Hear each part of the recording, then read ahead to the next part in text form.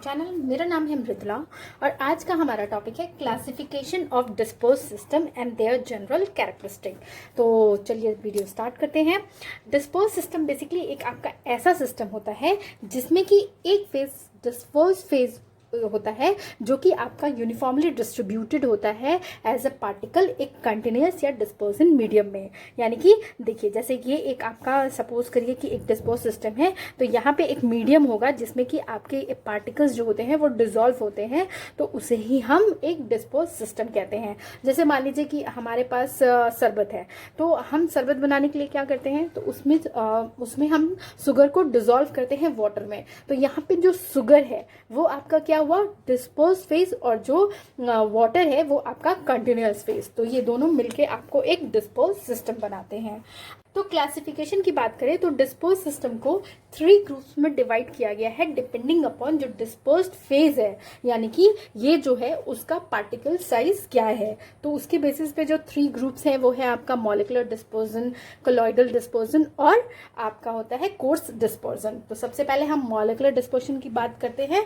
तो molecular dispersion system जो होता है उसमें जो पार्टिकल साइज होते हैं वो आपको 1 नैनोमीटर से कम होते हैं। ठीक है, ये जो पार्टिकल्स होते हैं आप इलेक्ट्रॉन माइक्रोस्कोप के थ्रू नहीं देख सकते हैं, मतलब वो वहां पे विजिबल नहीं होता है।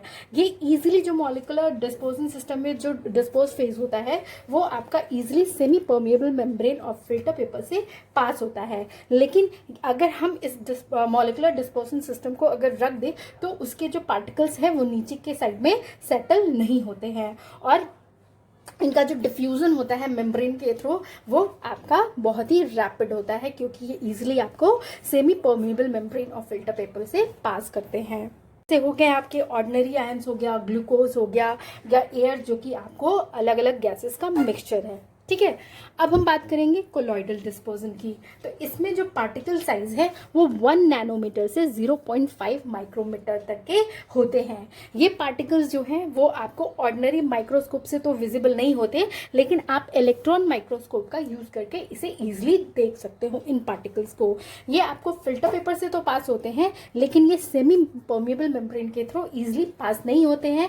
तो कह सकते हैं कि इसका डिफ्यूजन आपका मॉलिक्यूलर जो डिस्पोजन सिस्टम होता है उसके कंपैरेटिव स्लो होता है। ठीक, और ये पार्टिकल्स को जो है वो आपको नॉर्मल सेडिमेंटेशन प्रोसेस के थ्रू सेडिमेंट तो नहीं होते, लेकिन सेंट्रीफ्यूगेशन की हेल्प से हम इनके पार्टिकल्स को सेटल कर सकते हैं। और इसके एग्जांपल की बात करें तो हो गया आपका सिल्वर सोल्स हो गए या नेचुरल या सिंथेटिक पॉलीमर्स हो गए, वो आपके कोलॉइडल डिस्पोजन होते हैं। ठीक है, थर्ड है आपका कोर्स डिस्पर्सन। कोर्स यानी कि आप एज ही नाम से ही सजेस्ट कर सकते हो कि इसके पार्टिकल्स जो होंगे वो थोड़े बड़े होंगे, यानी कि 0.5 माइक्रोमीटर से बड़े होते हैं। ये पार्टिकल्स जो है आपको ऑर्डिनरी माइक्रोस्कोप में भी इजीली विजिबल होते हैं। ये आपको फिल्टर पेपर से पास नहीं कर सकते और ना ही आपको ये सेमी परमिएबल मेम्ब्रेन के थ्रू पास होते हैं। इसलिए हम कह सकते हैं कि इसका डिफ्यूजन इन पार्टिकल्स फिर बिल्कुल ही नहीं होता है। ये पार्टिकल्स जो है अगर इनको ऐसे ही सिस्टम को रख दिया जाए तो इजीली सेटल हो जाते हैं। जैसे इमल्सन्स हो गए, सस्पेंशंस, आपके बहुत सारे मेडिसिन, सस्पेंशन मेडिसिन या इमल्सन मेडिसिन में आप देखेंगे कि पार्टिकल्स जो है नीचे के साइड सेटल हो जाते हैं और यूज के पहले हमेशा उस बॉटल पे इंस्ट्रक्शन होता है कि सिक बिफोर यूज। तो वो इसीलिए होता है क्योंकि पार्टिकल्स जो है वो नीचे सेटल हो जाते हैं, तो उनके मेडिकामेंट्स एक तरह से कह सकते हैं सेटल हो चुके हैं, तो यूज से पहले उसको अच्छे से शेक करना जरूरी है। और रेड ब्लड सेल्स आपका कोर्स डिस्पोजन सिस्टम के अंदर आता है। अब बेसिकली मैंने ये वर्ड यूज किया इमल्सन और सस्पेंशन, तो ये क्या होते हैं, तो इमल्शन जो है वो आपको 2 या 2 से ज़्यादा इमिसिबल लिक्विड्स को जब हम मिक्स करते हैं तो वो आपका इमल्सन फॉर्म करते हैं। जैसे कि ऑयल और वाटर को अगर मिक्स करते हैं तो मिल्क हो गया, या फिर वाटर या ऑयल को जैसे कि बटर हो गया, तो इन सबको ये आपके इमल्सन्स के एग्जाम्पल हैं। सस्पेंशन जो होते हैं वो हेट्रोजिनस मतलब दो डिफरेंट चीज़ों के मिक्सचर होते हैं, सब्सटेंसेस के मिक्सचर होते हैं, जिसमें कि सॉल्यूट पार्टिकल्स जो है वो इजीली सेकंड फेज में डिसॉल्व नहीं होता है, लेकिन वो आपको सस्पेंडेड होता है उस बल्क में, मतलब सॉल्वेंट के बल्क में, और जब आप उसको ऐसे ही रख देते हो तो वो इजीली फ्लोट करने लगता है, तो उसको हम सस्पेंशन बोलते हैं।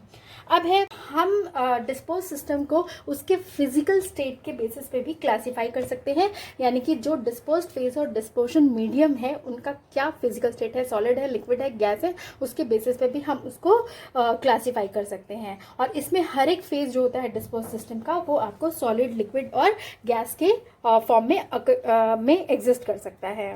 जैसे कि यहाँ पे देखिए इस साइड में मैंने डिस्पोज्ड फेज को लिया है, मतलब कि जो पार्टिकल डिसॉल्व हो रहा है, और ये मीडियम जिसमें कि हम डिसॉल्व कर रहे हैं।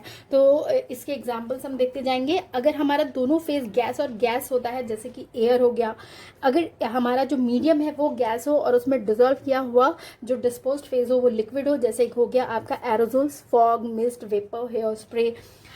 हमारा मीडियम जो है वो गैस है और उसमें डिसॉल्व जो चीज़ है वो सॉलिड है, जैसे कि सॉलिड एरोजोल में स्मोक और डस्ट हो गए इसके एग्जांपल्स।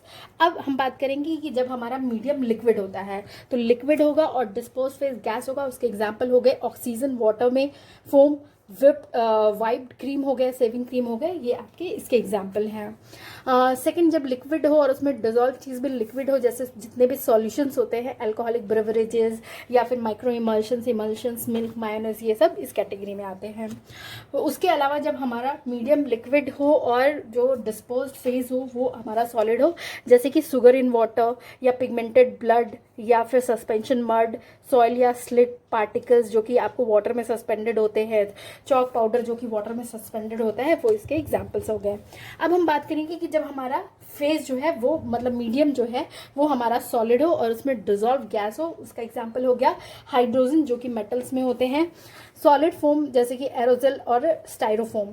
अगर हमारा मीडियम सॉलिड हो उसमें डिसॉल्व लिक्विड हो, जैसे कि सॉलिड इमल्शंस हो गए, mineral oil in wax, cold drinks वगैरह इसके एग्जाम्पल हैं।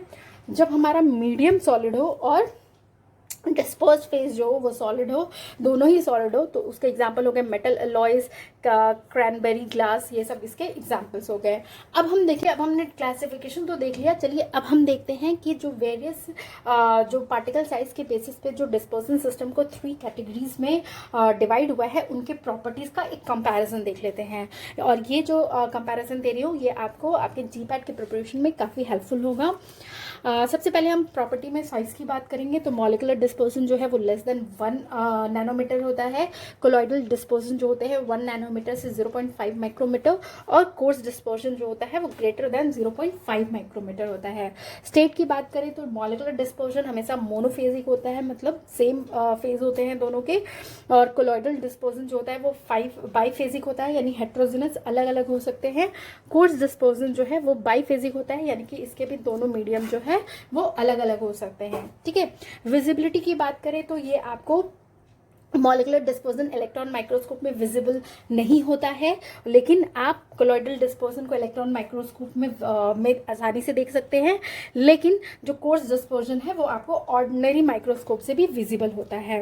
अपीयरेंस की बात करें तो मॉलिकुलर डिस्पोजन क्लियर होता है, कोलॉइडल डिस्पोजन क्लियर होता है, लेकिन जो कोर्स डिस्पोजन होता है वो ऑपिकी होता है, मतलब थोड़ा धुंधला दिखता है। सेटलिंग की बात करें तो मॉलिकुलर डिस्पोजन जो होते हैं वो ग्रेविटी के अंडर सेटल नहीं होते हैं, कोलॉइडल डिस्पोजन भी ग्रेविटी के अंदर सेटल नहीं होते, और इनके लिए सेंट्रिफिकेशन यूज करना पड़ता है इनके पार्टिकल्स को सेटल करने के लिए। और जो कोर्स डिस्पोजन है वो उनके पार्टिकल्स इजीली सेटल हो जाते हैं ग्रेविटी के अंदर।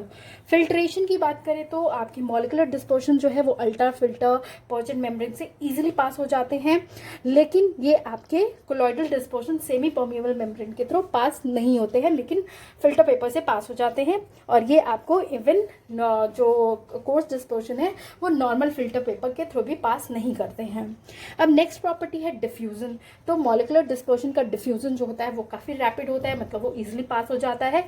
ये स्लो होता है और यहाँ पे किसी तरह का कोई डिफ्यूजन नहीं होता है। ब्राउनियन मोशन की बात करें तो ब्राउनियन मोशन इन सेंस की जो पार्टिकल्स होते हैं वो रैपिडली मूव करते रहते हैं डिस्पोज मीडियम में।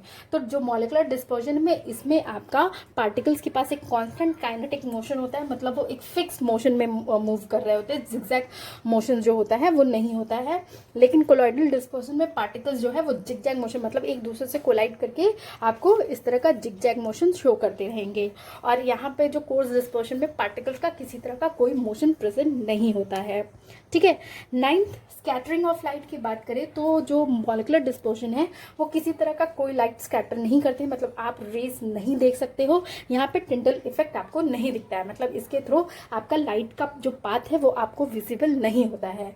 लेकिन जो कोलॉइडल डिस्पर्सन होते हैं वो आपको लाइट की स्कैटरिंग शो करते हैं, मतलब आप किसी भी कोलॉइडल डिस्पर्सन से आप लाइट का पाथ देख सकते हो। और ये जो कोर्स डिस्पर्सन है वो भी आपको लाइट का पाथ दिखाता है, यानी कि इसमें भी आपका टिंडल इफेक्ट देखने को मिलता है। एग्जाम्पल्स की बात करें तो मॉलिक्यूलर डिस्पर्सन के एग्जाम्पल हो गए जैसे ऑक्सीजन मॉलिक्यूल हो गया, ऑर्डिनरी आयंस हो गए। कोलॉइडल डिस्पर्सन में आपको सिल्वर सॉल्यूशन या फिर नेचुरल या सिंथेटिक सॉल्यूशंस हो गए। और कोर्स डिस्पर्सन में आपके इमल्शन सस्पेंशन या आरबीसी हो गया। तो ये था अबाउट आपका classification of dispersion system and there characteristic. अगर आपको मेरा ये वीडियो पसंद आए तो प्लीज़ इसे लाइक, शेयर और कमेंट करें। Thank you for watching.